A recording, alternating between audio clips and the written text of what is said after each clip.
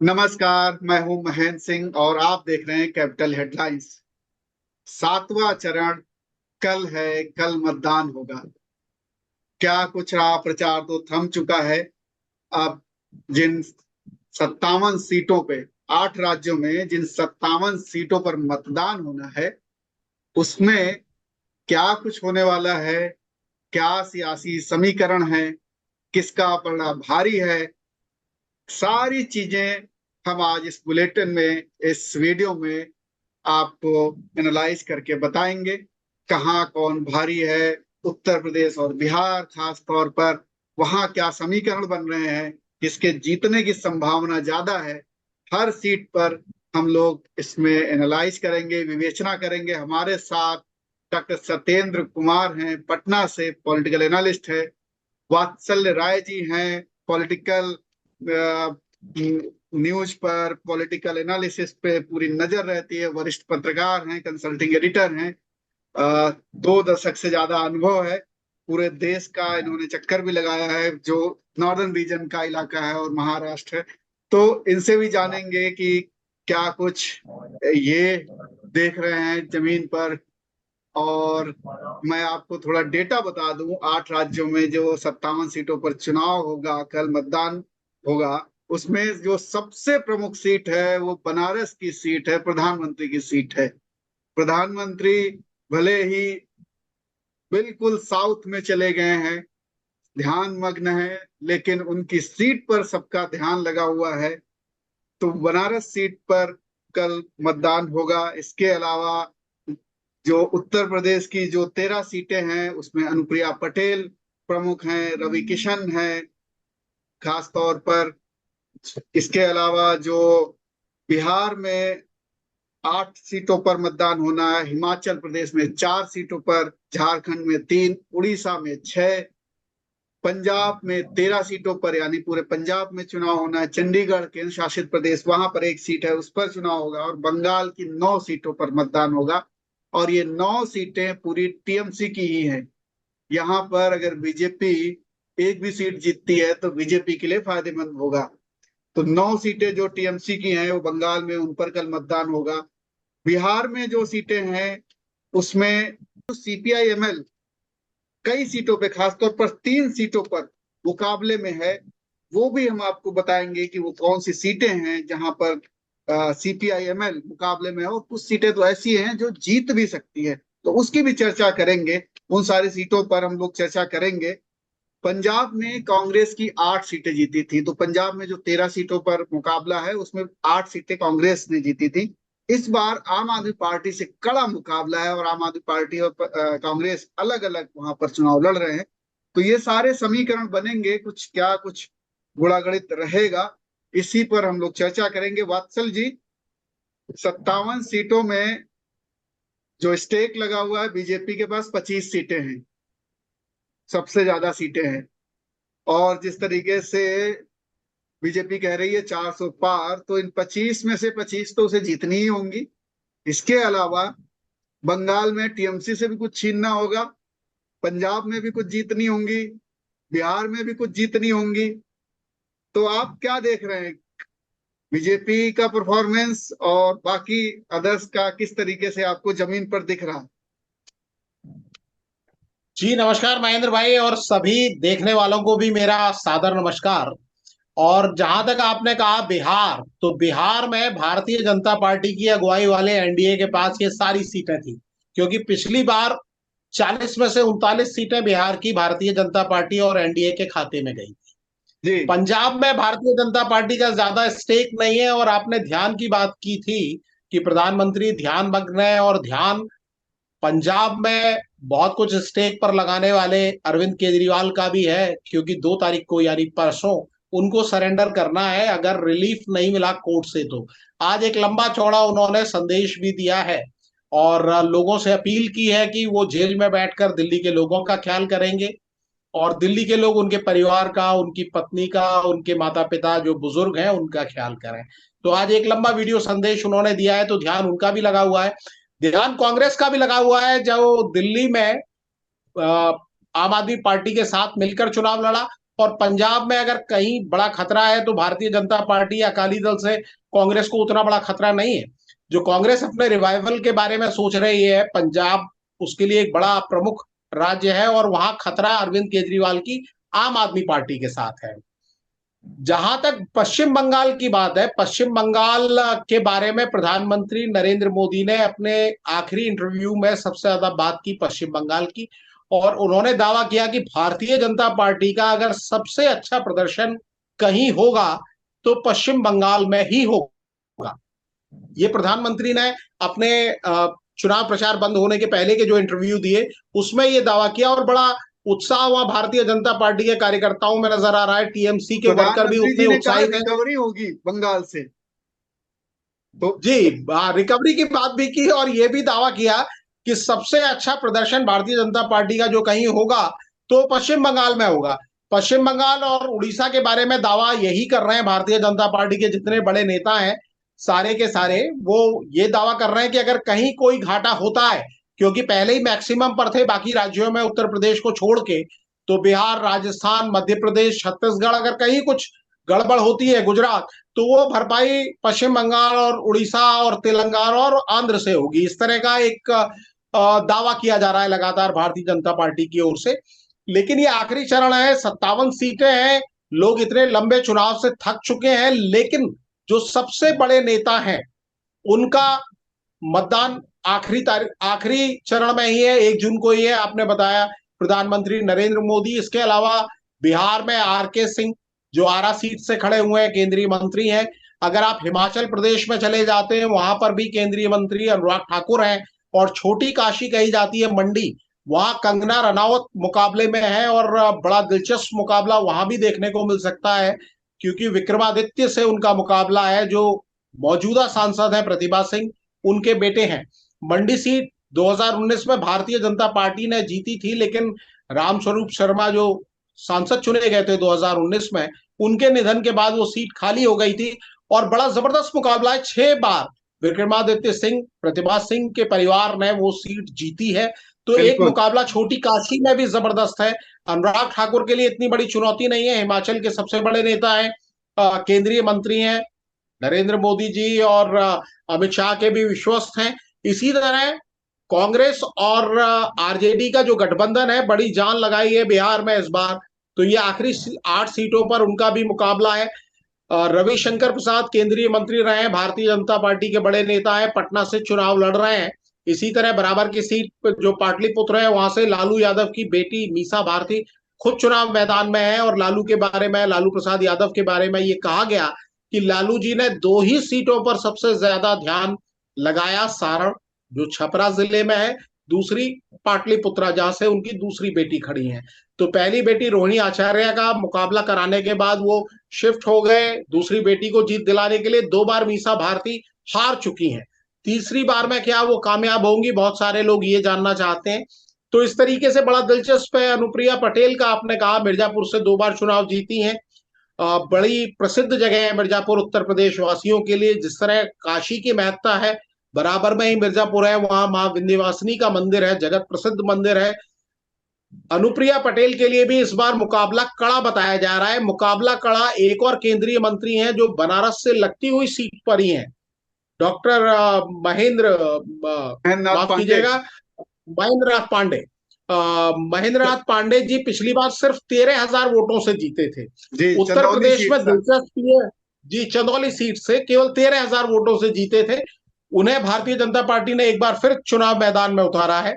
महेंद्र नाथ पांडे जी की भी स्थिति यह है कि वो भी कड़े मुकाबले में है, और लेकिन बलिया पिछली सीट बार भी समीकरण, आपको जानना चाहूंगा, बलिया सीट भी बड़ी इस बार मुकाबले पे है और बड़ी चर्चा में है। बलिया सीट लगातार मुकाबले में है, चर्चा में है, क्योंकि भारतीय जनता पार्टी ने उत्तर प्रदेश में कम ही सांसदों के टिकट काटे। जिनका टिकट काटा उसमें बलिया सीट के सांसद भी थे, वीरेंद्र सिंह मस्त जी, वो भी सिर्फ 12,000 या 13,000 वोटों से चुनाव जीते थे। उनकी जगह नीरज शेखर जी, जो पूर्व प्रधानमंत्री स्वर्गीय चंद्रशेखर जी के सुपुत्र हैं, उनको टिकट दिया गया है, उनको मैदान में उतारा गया है। समाजवादी पार्टी की ओर से कड़ी चुनौती मिल रही थी, वहां से पांडे उम्मीदवार है समाजवादी पार्टी के। लेकिन भारतीय जनता पार्टी को आखिरी दौर में एक कामयाबी मिली। समाजवादी पार्टी के एक बड़े नेता हैं नारद राय, लंबे समय से समाजवादी पार्टी के नेता रहे हैं और वो मुलायम सिंह यादव के बड़े करीबी थे, जो समाजवादी पार्टी के संस्थापक हैं। तो नारद राय को आखिरी लम्हों में भारतीय जनता पार्टी ने अपने पाले में जोड़ने में कामयाबी हासिल कर ली और वो बलिया सीट के लिए बड़े निर्णायक माने जा रहे हैं, क्योंकि नारद राय लगातार अखिलेश यादव के खिलाफ बयान दे रहे हैं। उन्होंने ये बयान दिया कि मैं सिपाही था, बेटा था मुलायम सिंह यादव का, लेकिन आज की स्थिति यह है कि मैं स्टेज पे मौजूद रहता हूं और अखिलेश यादव मेरा नाम तक नहीं लेते। तो इस बात की भी बड़ी चर्चा हुई कि आखिरी चरण में जो अखिलेश यादव चुनाव प्रचार कर रहे थे, तो स्टेज पर मौजूद सभी नेताओं के वो नाम ले रहे थे और नाम लेने में ही उनको 2 से 3 मिनट लग रहा था। तो इसे भी नारद राय का इफेक्ट बताया जा रहा था। नीरज शेखर अपने पिताजी के नाम पर राजनीति करते रहे और उनका अपना भी आधार है, लेकिन उस तरह का आधार नहीं है। वो समाजवादी पार्टी से पहले जुड़े रहे, राज्यसभा में सांसद रहे, इस बार भारतीय जनता पार्टी के टिकट से मैदान में है।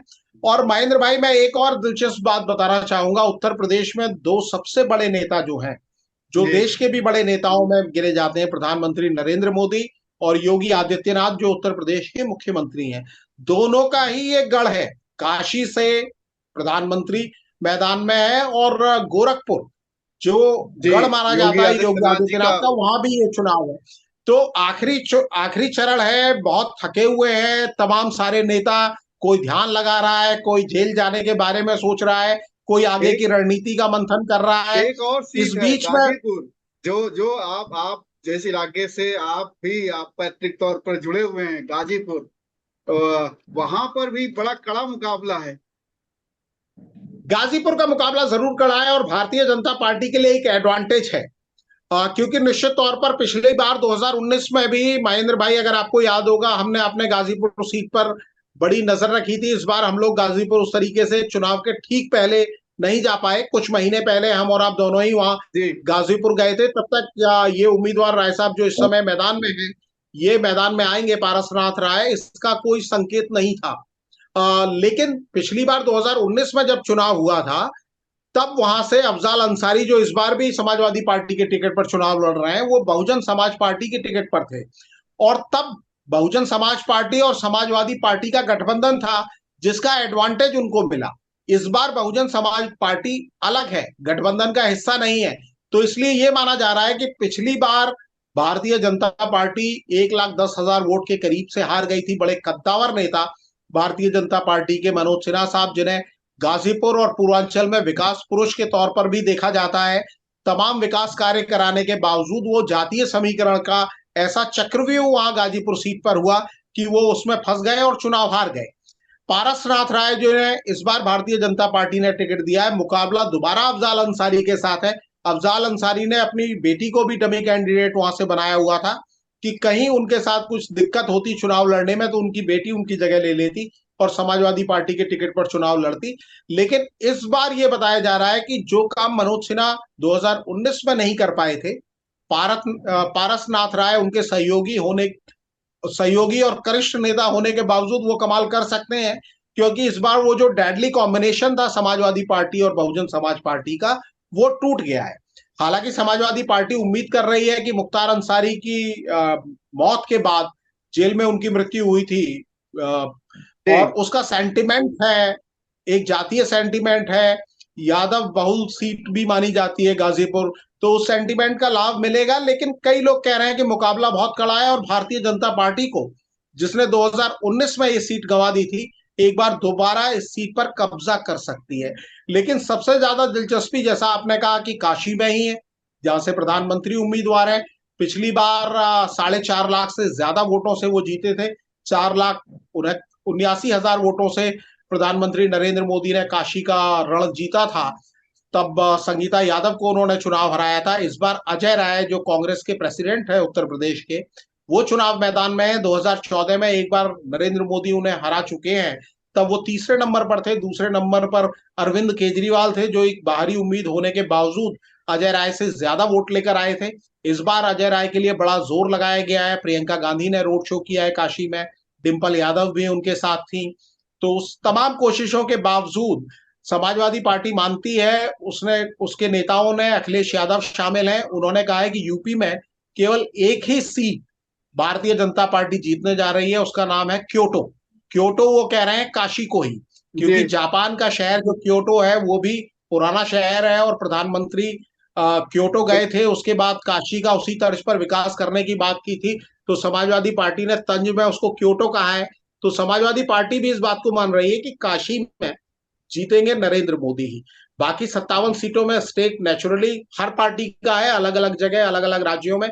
तो इस तरह की ये तस्वीर आज उभर कर आ रही है सामने, महेंद्र जी। बिहार का समझ लेते हैं डॉक्टर सत्येंद्र कुमार से कि बिहार की जिन 8 सीटों पर मतदान होना है, नालंदा, पटना साहिब, पाटलिपुत्र, आरा, बक्सर, सासाराम, काराकाट और जहानाबाद। डॉक्टर सत्येंद्र, क्या लग रहा है आपको? कुछ सीटें तो ऐसी हैं जिन पे बड़ा मुकाबला कांटे का दिख रहा है, खास तौर पर सीपीआईएमएल। जैसा मैंने पहले कहा कि सीपीआईएमएल कई सीटों पर बहुत तगड़ी फाइट दे रही है, जिनमें कि नालंदा सीट भी शामिल है। बहुत जबरदस्त फाइट है। संदीप सौरभ है वहां सीपीआईएमएल के, कौशलेंद्र कुमार के सामने। तो एक तो नालंदा हो गई, दूसरी जहां पर आरा सीट है, आरके सिंह जो केंद्रीय मंत्री हैं, उनके सामने सुदामा प्रसाद हैं। दूसरा काराकाट की सीट है जहां उपेंद्र कुशवाहा हैं, और राजा राम सिंह कुशवाहा हैं सीपीआईएमएल के। ये 3 सीटें जिनमें सीपीआईएमएल कहा जा रहा है बड़ा अच्छी फाइट दे रही है। आप क्या देख रहे हैं? देखिए महेंद्र जी, अंतिम चरण का चुनाव है बिहार में। और बिहार जो है, एनडीए तो मुद्दा विहीन है, सरवाइव करने की केवल कोशिश कर रही है। और ये नहीं, मोदी जी ने तो बड़ी जो कोशिश की। आप कह रहे हैं कि एनडीए मुद्दा विहीन है? मोदी जी ने तो नहीं, हर हर बिल्कुल चरण में नहीं है। मुद्दे निकाले हैं। केवल प्रधानमंत्री जी पर आधारित है, और प्रधानमंत्री जी रोज अपने मुद्दे बदल रहे हैं। पब्लिक तक पहुंच पाती है मुद्दा, उसके पहले वो बदल देते हैं। और इधर जो है इंडिया गठबंधन के लोग पहले दिन से जो पकड़े हुए हैं वही चला रहे हैं। बेरोजगारी, महंगाई, तेजस्वी द्वारा जो प्रचारित किया जा रहा है कि 17 महीने के शासनकाल में हमने जो रोजगार दिया, नौकरी दी, ये प्रमुख रूप से है। और अब ये जातीय समीकरण जो इनके बीच में बना है एनडीए को हराने के लिए, वो हर एक जगह कारगर साबित हो रहा है। आपने चर्चा किया कि 3 जगहों पर सीपीआई एमएल टक्कर में है तो इंडिया गठबंधन का वो कैंडिडेट। और क्लासिक बात है कि तीनों एमएलए है। संदीप सौरभ पाटलिपुत्र कंस्टिट्यूंसी के पालीगंज विधानसभा क्षेत्र से एमएलए है, जो नालंदा से लड़ रहा है, नीतीश जी के गढ़ से। जी। सुदामा प्रसाद आरा पार्लियामेंट्री कंस्टिट्यूंसी में ही एक कंस्टिट्यूंसी है तरारी, वहां के एमएलए है। इसी तरह काराकाट से ही एमएलए रहे हुए वहां के जो सीपीआई एमएल के कैंडिडेट हैं, राजा राम सिंह सो हैं। और ये काफी मजबूत स्थिति बनाए हुए हैं। इसमें सबसे मजबूत स्थिति है राजा राम सिंह की। वहां क्या है कि बीजेपी का ही आदमी आज इंडिपेंडेंट रूप से, निर्दलीय रूप से चुनाव लड़ रहे हैं, पवन सिंह, जो गायक हैं, फिल्मी स्टार हैं। अब उनके दीवाने हैं बीजेपी के जो वर्कर हैं, वही बीजेपी के जो सपोर्टर हैं, मूल रूप से वही उनके साथ हैं, एनडीए के सपोर्टर। बड़ी तो आप कह रहे पेशोपेश हैं कि में है। पवन सिंह वोट काटेंगे? काटेंगे नहीं, वही सब वोट प्राप्त करेंगे। और इस चक्कर में राजा राम सिंह जीत जाएंगे? अब वहां के जो उनके सपोर्टर हैं, एनडीए के जो वोटर हैं, वो सोचते हैं कि अगर ये जीत जाएंगे तो बीजेपी में चले जाएंगे, तो बात तो बराबर रह जाएगी। इसलिए वो सब लोग उनको दे रहे हैं। इस चक्कर में एनडीए के कैंडिडेट बड़ी बुरी हाल में है। और एनडीए के जो जो कैंडिडेट हैं, उनके जाति के लोग सोचते हैं, तो एनडीए के तो सब लोग वोट दे रहे हैं पवन सिंह को, तो इनको देने से कोई फायदा नहीं है। वो सब लोग सीपीआई एमएल को दे रहे हैं। और पटना साहिब का क्या सीपीआई हाल है? एमएल पटना साहिब में इस बार जो है अंशुल अभिजीत के बारे में क्या ख्याल है? बहुत मजबूत कैंडिडेट साबित हो रहा है। प्रचार तंत्र मीरा जी के नेतृत्व में, मीरा जी यहाँ बैठी हुई हैं, उनकी जो माँ है, पूर्व लोकसभा अध्यक्ष, काफी अनुभवी हैं, बैठी हुई हैं और बहुत तरीके से प्रचार करवा रही हैं। शामिल है मैनेजमेंट जो बहुत बढ़िया ढंग से देख रहे। रविशंकर प्रसाद जी के प्रचार तंत्र फीका पड़ा हुआ है, ये कह सकते हैं उदासीनता है बीजेपी के वर्करों में, आरएसएस की दूरी है, ये भी एक कारण है। उनका तंत्र बहुत कमजोर दिख रहा है। अब देखिए 3 देहाती क्षेत्र है, 2.5 समझिए, लेकिन मूल रूप से 3, बख्तियारपुर, फतुहा और पटना साहिब, 3 शहरी बेल्ट है। तो उन तीनों में जो देहाती है, निर्विवाद रूप से कांग्रेस कैंडिडेट अभिजीत अंशुल जीतेगा। पाटलिपुत्र के बारे में क्या ख्याल है आपका? पाटलिपुत्र जी? में मीसा भारती टक्कर दे रही है, जीत रही है या? पाटलिपुत्र में देखिए, मीसा भारती पिछले चुनाव में 19 के चुनाव में 31,000 वोट से चुनाव हारी थी। जो मूल वोटर है बीजेपी के, मूल सपोर्टर हैं, वो बड़े उदासीन हैं। जो 2.5 लाख वोट देते थे, इस बार देंगे 1.5 लाख वोट। लालू जी भी वहां कैंप किए हुए हैं, फर्क तो पड़ना चाहिए बीजेपी कैंडिडेट को। दूसरे जो सीपीआई एमएल के थे, बहुत सारे लोग उस तबके में, अति पिछड़ा, जो बीजेपी को दिए थे, इस बार कमिटेड हैं आरजेडी को वोट देने के लिए। तो हमें तो नहीं कहीं बीजेपी की जीत दिखाई दे रही है। आरजेडी की अगर कंफर्म कहीं जीत दिखती है मुझे, तो वो पाटलिपुत्रा है। नहीं, जो ऐसा तो नहीं। जमीनी आप कांग्रेस के, डॉक्टर सत्येंद्र, आप कांग्रेस के सिंपैथाइजर हैं, इसलिए सारी सीटों पे बीजेपी को हरा रहे हैं आप, ऐसा तो नहीं है? नहीं, कांग्रेस के कारण मैं नहीं बता रहा हूं।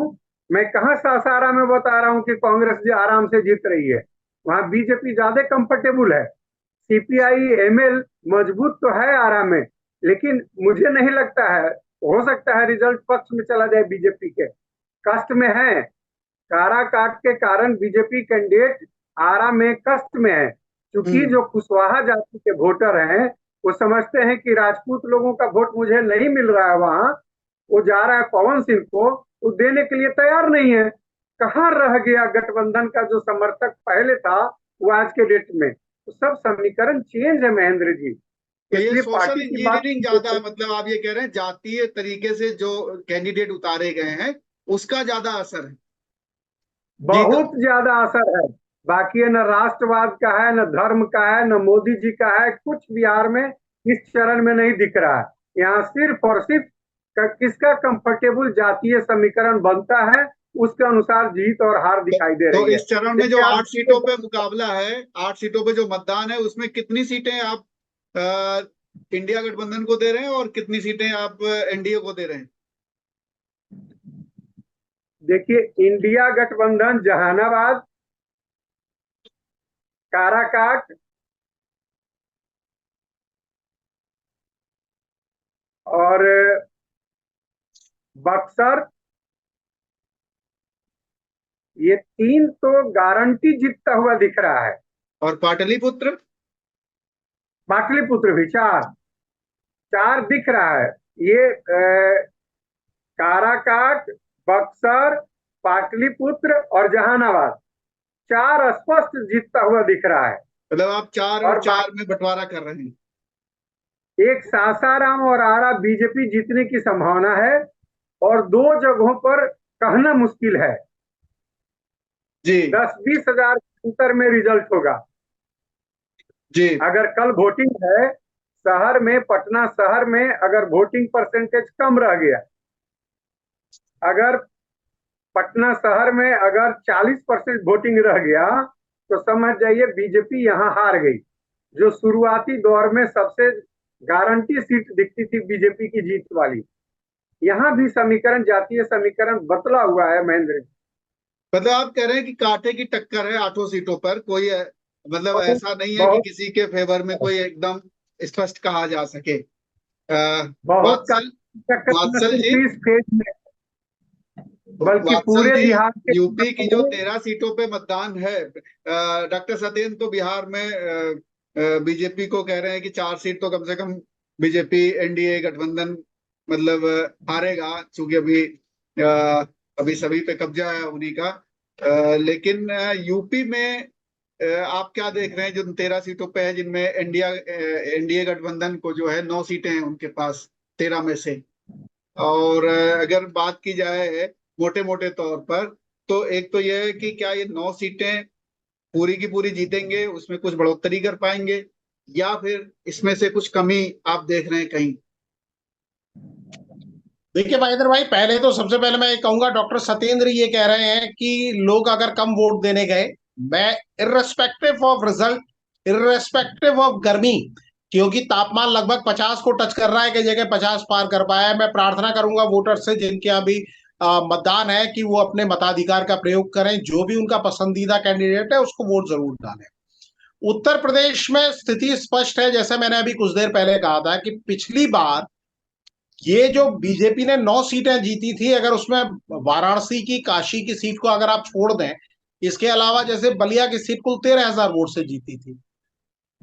महेंद्र नाथ पांडे जी जो बीजेपी के प्रेसिडेंट भी रहे हैं, केंद्रीय मंत्री हैं, वो सिर्फ 12,000 वोट से जीते थे। इसी तरह जीत का मार्जिन बहुत कम था। लेकिन पिछली बार हमें याद रखना होगा कि समाजवादी पार्टी और बहुजन समाज पार्टी दोनों एक साथ थे।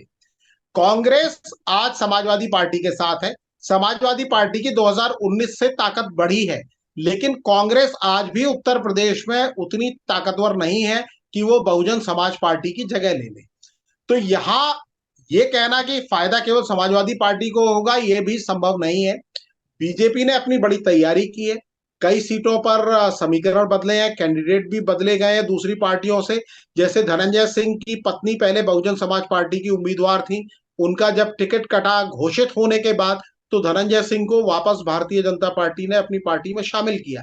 तो आखिरी समय तक समीकरण बनाने की कोशिश की गई है। मैंने पहले भी कहा था कि ये गढ़ दो कद्दावर नेताओं का है, प्रधानमंत्री नरेंद्र मोदी और योगी आदित्यनाथ और ने लगातार इसके साथ एक और चीज वात्सल जी, आप सहमत होंगे शायद, कि ये जो बेल्ट है यहाँ पर छोटे छोटे छत्रप भी हैं, छोटी छोटी पार्टियां हैं जिनका बड़ा प्रभाव है, और वो ज्यादातर उसमें बीजेपी के साथ हैं, वो सारे सारे छोटे छोटे दल। कई छत्रप ऐसे हैं जो मौका देखकर चौका मार रहे हैं। जैसे आपने राजा भैया पर एक डिबेट की थी, रघुराज प्रताप सिंह नाम है उनका, राजा जी भैया, जब उनके इलाके में वोटिंग होने वाली थी, चौथे पांचवें छठे चरण की बात थी, चौथे चरण के पहले वो उन्होंने एकदम पाला बदल के वो न्यूट्रल हो गए थे। न्यूट्रल उनका समर्थन ये माना गया कि वो समाजवादी पार्टी को समर्थन दे रहे हैं। बहुजन भारतीय जनता पार्टी जी बहुत उनको मनाने की कोशिश कर रही थी। केंद्रीय गृह मंत्री अमित शाह साहब ने भी उनको बड़ा मनाया था। उस समय उन्होंने अपना क्लियर इंडिकेशन नहीं दिया था, लेकिन अब मैं देख रहा था उन्होंने एक अपना हालिया इंटरव्यू दिया और उन्होंने ये कहा कि आएंगे तो मोदी। तो जो छत्रप भी हैं वो अपना गुणागणित कर रहे हैं, अपने फायदे देख रहे हैं, फायदे के हिसाब से वो चाल बदल रहे हैं। और आज की स्थिति ये है कि भारतीय जनता पार्टी ज्यादातर लोगों को अपने पाले में लेने में संभव है, क्योंकि उसके पास संसाधन ज्यादा है। और बहुत सारे छत्रपों को यह भी लग रहा है कि दूसरा जो खेमा है, वो आज की स्थिति में गारंटी से ये बात नहीं कह सकता कि वो केंद्र में सरकार बना ही लेगा। तो समाज इसलिए भी छत्रप अपना फायदा जी फायदा और उसी ये भी तरह एक है देखते हैं कि कि इंडिया ब्लॉक ने पल्लवी पटेल जैसे और तमाम छोटे छोटे दलों को अपने में एकोमोडेट नहीं किया है, इसका भी प्रभाव पड़ेगा। जितेंद्र भाई, मैं आपसे कहूंगा, एक निवेदन मैं करूंगा कि इस मुद्दे पर आप एक अलग से डिबेट करें कि जो निश्चित तौर इंडिया पर। अलायंस भारतीय जनता पार्टी को हराने के लिए कितना गंभीर था। क्यों नहीं मायावती जिस तरह से 2019 में आई थी तो उनको इंडिया ब्लॉक में शामिल किया गया, जबकि इस तरह के इंडिकेशन थे कि मायावती ने डिक्लेयर नहीं किया है वो आखिरी लम्हे तक सोनिया गांधी के संपर्क में और इंडिया ब्लॉक में आ सकती हैं। क्यों नहीं कोशिश की गई कि पल्लवी पटेल बाहर छोड़ के न जाए। राज्यसभा चुनाव के पहले जो फरवरी में हुआ, पल्लवी पटेल और अखिलेश यादव के बीच में तूतू मैमे की स्थिति हो गई। अखबारों ने इसको रिपोर्ट किया, टीवी चैनल और सोशल मीडिया की वजह बनी। क्यों नहीं जयंत चौधरी को अपने साथ रखने की कोशिश की गई। चौधरी चरण सिंह का असर केवल पश्चिमी उत्तर प्रदेश में नहीं था, मध्य और पूर्वी उत्तर प्रदेश में, बल्कि बिहार तक चौधरी साहब को लोग अपना नेता मानते थे। और उनमें कई लोग छवि देखते हैं जयंत चौधरी में, चौधरी साहब की। तो क्यों नहीं उनको रोका गया। जबकि 2022 में जो उत्तर प्रदेश में विधानसभा चुनाव हुआ था, उस समय बड़ा फेमस उनका एक बयान हुआ था, जब उन्होंने कहा था कि मैं चवन्नी थोड़ी हूं जो पलट जाऊं। आखिर बिल्कुल वो बिल्कुल। क्या क्या वजह हुई जो वो पलट गए। तो क्या India block, Congress, Samajwadi party वाकई गंभीर थे कि उत्तर प्रदेश में भारतीय जनता पार्टी के साथ कड़ी चुनौती पेश की जाए और पेश की जाए तो जब दिल्ली में आम आदमी पार्टी और कांग्रेस का समझौता हो सकता है तो ये तमाम दल, ओम प्रकाश राजभर, पल्लवी पटेल, जयंत चौधरी, आखिर ये इनके पास से छिटक कर बीजेपी की गोद में कैसे चले गए? ये तो सोचने की बात है। और क्योंकि पब्लिक का इस तरह का सेंटिमेंट था कि कई जगह भारतीय जनता पार्टी से नाराजगी पब्लिक की दिखाई दी। मुद्दे कई थे, 10 साल की एंटी इनकम्बेंसी है, आज केंद्र में और उत्तर प्रदेश दोनों जगह सरकार भारतीय जनता पार्टी की है। अग्निवीर जैसे मुद्दों का पश्चिमी उत्तर प्रदेश में बड़ा असर था। बेरोजगारी का तो पूरे आप प्रयागराज से लेकर और आप बलिया और गाजीपुर तक उसका असर देखेंगे। पुलिस भर्ती परीक्षा जब कैंसिल हो जाती है तो छात्र बड़े नाराज होते हैं, युवाओं में बड़ा आक्रोश है कई जगह। लेकिन उसको भुनाने के लिए जो विपक्ष के पास से कोशिश होनी चाहिए वो कोशिश नहीं है। आप केवल टीवी चैनल्स पर आकर या फिर रैलियों में आकर आप किसी नेता विशेष के खिलाफ कोई टिप्पणी कर दें, उससे जनता आपके पीछे नहीं आ जाएगी। आपको लोगों को पकड़ना होगा। आज की तारीख में जब आरएसएस भी भारतीय जनता पार्टी से उदासीन, नाराज या दूरी बनाता हुआ बताया जाता है तो विपक्ष के लिए इससे सुनहरा मौका क्या हो सकता था? उनके पास आंकड़े मौजूद है, जिन आंकड़ों के दम पर हम और आप बातचीत कर रहे हैं कि 12,000 से ये सीट जीती, 13,000 से ये सीट जीती। और लोकसभा चुनाव जहां पर कम से कम हार जीत का अंतर अगर 12,000, 13,000 या कुछ हजार रहता है तो आप ये कह सकते हैं लाखों की जहां वोटिंग होती है उसमें 12,000, 13,000 का अंतर पाटना कौन सा मुश्किल काम है? ये कोशिश क्यों नहीं की गई? ये आंकड़े क्यों बिल्कुल। नहीं जुटाए गए? और एक हर और पार्टी के देखिए, पास। इनकी इनकी इंडिया ब्लॉक की एकजुटता तो ये देखिए कि अभी पंजाब में चुनाव है, 13 जी सीटें पंजाब में हैं, जिसमें 8 कांग्रेस के पास हैं। अब लेकिन दिल्ली में तो एक साथ लड़ते हैं आम आदमी पार्टी के साथ, लेकिन पंजाब में समझौता नहीं हो पाया और अलग अलग लड़ रहे हैं। तो अब एकजुट वहां नहीं है। वो लोगों को दिखता है कि भाई आप पंजाब में अलग लड़ रहे हैं, दिल्ली में एक साथ लड़ रहे हैं, तो ये भी एक फर्क पड़ने वाला है। मुझे लगता है कि अब पंजाब और में हैरानी की बात यह है कि आप केवल अलग लड़ नहीं रहे, अरविंद केजरीवाल जो आम आदमी पार्टी के बड़े नेता हैं, इंडिया ब्लॉक के भी बड़े नेता हैं, वो ये बयान देते हैं कि हमारा गठबंधन तो 4 जून तक ही है, हमारी तो बिल्कुल शादी नहीं हुई, ना हमारी अरेंज मैरिज है ना लव मैरिज है। ये किस तरह का बयान आप दे रहे हैं? बीच चुनाव में आप किस तरह का बयान दे रहे हैं? आज आपका काम निकल गया, लोग तो यही कहेंगे। जिस तरह से आम आदमी पार्टी के ऊपर आरोप लगता है, स्वाति मालीवाल वाला जो मामला हुआ, तो अरविंद केजरीवाल ने उनके समर्थन में या विरोध में कोई बयान ही नहीं दिया।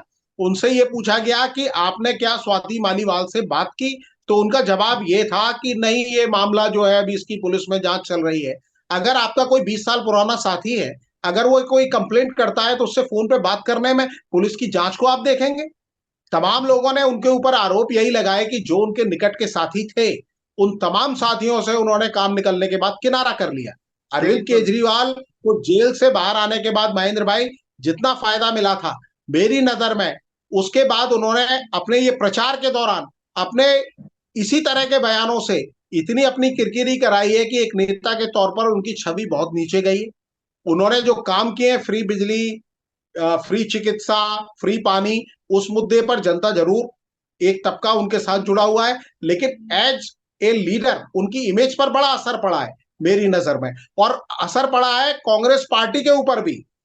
कहीं ना निश्चित कहीं तौर पे दिल्ली में अगर कांग्रेस को तो मुझे लगता है इसका नुकसान ही हुआ है। कांग्रेस को कोई फायदा नहीं हुआ केजरीवाल के साथ अलायंस में आने पे, क्योंकि कांग्रेस के ही वोट बैंक पे केजरीवाल की पार्टी, आम आदमी पार्टी खड़ी हुई है, जीती है। पंजाब का ले लीजिए या दिल्ली का, जहां सत्ता में है लोग, यहाँ कांग्रेस की सत्ता को ही दिल्ली छीन के आए। में आज के महेंद्र भाई, दिल्ली में आज भी आप निकल जाइए सड़कों पर, लोग कहते हैं शीला दीक्षित जी जब तक मुख्यमंत्री थी दिल्ली में आमूलचूल विकास हुआ।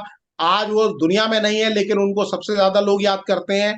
याद करने वाले आम लोग भी हैं, इलीट क्लास भी है। शीला दीक्षित के खिलाफ इन्होंने बड़ी जबरदस्त बयानबाजी की थी, लेकिन शीला दीक्षित जैसे 15 साल मुख्यमंत्री रही दिल्ली की, 10 साल अरविंद केजरीवाल को होने वाले हैं। लेकिन अगर आप काम में कंपेयर करें तो शीला दीक्षित के सामने एकदम बौने नजर आते हैं अरविंद केजरीवाल। और इसी तरीके से केवल एक कांग्रेस के नेता, 3 नेताओं ने चुनाव लड़ा दिल्ली में, उसमें केवल कन्हैया कुमार एकमात्र ऐसे नेता थे जो आम आदमी पार्टी की गोद में बैठे हुए नजर आ रहे थे। लेकिन उनको भी कई लोगों ने मौका परस्त बताया, क्योंकि वो सीपीआई छोड़ने के बाद कांग्रेस में आए और जब जी जरूरत थी तो वो आम आदमी पार्टी की गोद में बैठ गए। तो कुल मिलाकर एक कन्हैया कुमार को छोड़ दिया जाए तो बाकी नेता नेताओं के बीच में भी एकजुटता दिल्ली में नजर नहीं आ रही थी। जी वात्सल जी, समय बिल्कुल कम है। बस एक सिंपल सा सवाल दोनों लोगों से पूछूंगा। जो 7वां चरण है, 57 सीटों में आप कितनी देख रहे हैं कि एनडीए को इसमें मिलने वाली है? मोटा आंकड़ा। अभी अभी का जो आंकड़ा है वो बीजेपी 25 सीटें हैं। जी, आपने ये आंकड़ा शुरुआत में भी बताया था 25 सीटें, और 25 सीटें कौन सी हैं वो हम जानते ही हैं। लेकिन भारतीय जनता पार्टी को बहुत ज्यादा नुकसान मेरी नजर में नहीं होने जा रहा है इसमें, क्योंकि जो अलायंस आज की तारीख में है उनके टोटल वोट परसेंट 2019 के अगर देखे जाएं तो उसमें 10% आप बढ़ा भी दें तो भारतीय जनता पार्टी ने उससे ज्यादा वोट पिछले चुनाव में हासिल किए थे। जी तो डॉक्टर बीजेपी सत्येंद्र, को मेरी नजर में बहुत नुकसान नहीं होने जा रहा। डॉक्टर सत्येंद्र, 57 में कितनी? 4 नुकसान तो मैं देख रहा हूं बिहार में। तो 57 में कितनी बीजेपी कितनी लाने वाली है इस बार इंडिया? 25 से कुछ बढ़ेंगी या घटेंगी? नहीं, घटेगी। घटेंगी। तो चलिए, हमारे उसके दोनों अलावा पैनलिस्ट ने के आकलन भी किया आपके सामने, बड़ा अच्छा एनालिसिस किया। 57 सीटों में जो आखिरी चरण है, हम लोगों ने हर चरण का विश्लेषण किया, आप लोगों ने देखा। और अब 1 जून को कल मतदान होना है, 4 तारीख को रिजल्ट आएंगे। क्या रिजल्ट आएंगे वो तो उसी दिन पता चलेंगे। हम लोग तो सिर्फ आकलन कर सकते हैं, विवेचना कर सकते हैं। और आप लोगों का जो प्यार मिल रहा है उसके लिए शुक्रिया। और शुक्रिया डॉक्टर सत्येंद्र कुमार, आपको भी। आप हमारे साथ चुनाव के दौरान हर चर्चा में जुड़े रहे। और वात्सल्य राय जी, आपका भी बहुत बहुत शुक्रिया इस चर्चा में भाग लेने के लिए। दर्शकों से हम लोग अपील करेंगे कि कल मतदान में जरूर जाएं। पिछले 2019 के रिकॉर्ड को तोड़ें। और उम्मीद करना चाहिए कि इससे आपका जो वोट पड़ेगा, इससे लोकतंत्र मजबूत होगा। फिलहाल इस चर्चा में इतना ही। नमस्कार।